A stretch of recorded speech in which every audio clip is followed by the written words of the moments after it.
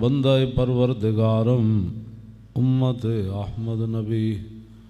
دوست دار چار یارم تابع اولاد علی مذہب حنفیہ دارم ملت حضرت خلیل خاک پائے غوث اعظم زیر سایہ ہر ولی صدیق عکس حسن کمال محمد است فاروق ذل جاہ جلال محمد است عثمان ضیاء شمع جمال محمد است حیدر بہار باغ خصال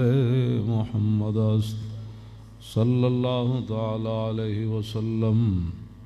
بدر کا منظر جو حضرت حسان بن ثابت نے بیان فرمایا اپنے شعروں میں، وہ ذرا سنیں۔ بما صنع الملیک غداۃ بدر لنا فی المشرکین من نصیبی غداۃ کأن جمعهم حراء بدت ارکانہ فی جنح الغیوب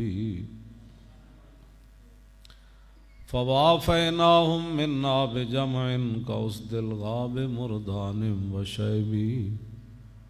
امام محمد قد آزروه على الاعداء فی لفح الحروب بأیدیہم صوارم مرہفات وکل مجرب حاز القعوب فغادرنا ابا جہل سریعا وعتبۃ قد ترکنا بالجبوب ینادیہم رسول اللہ لما قذفناہم کباکب فی الکلیب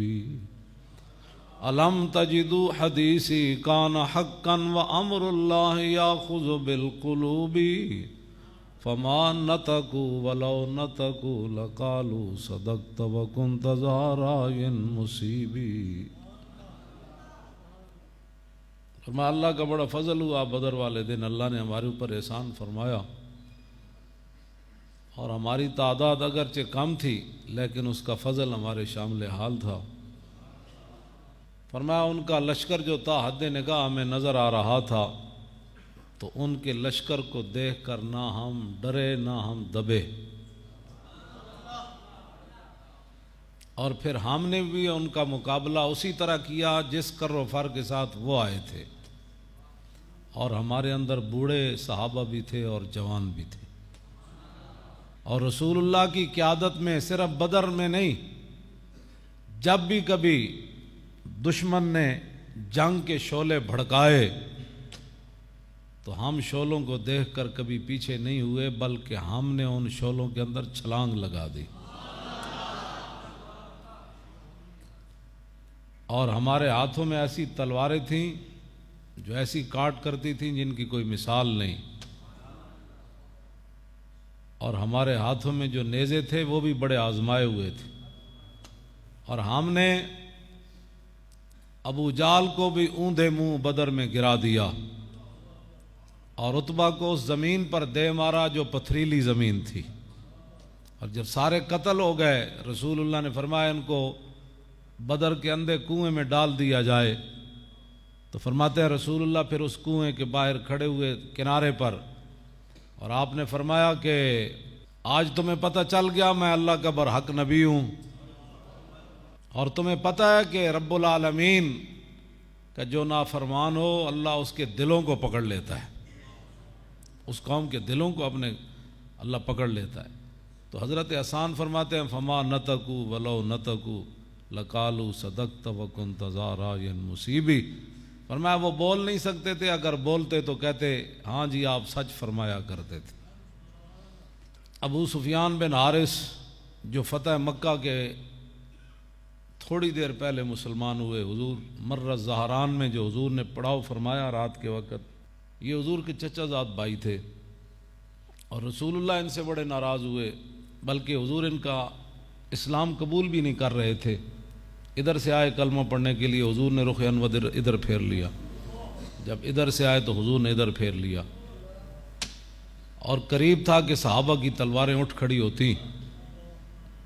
انہوں نے پھر ام سلمہ ام المومنین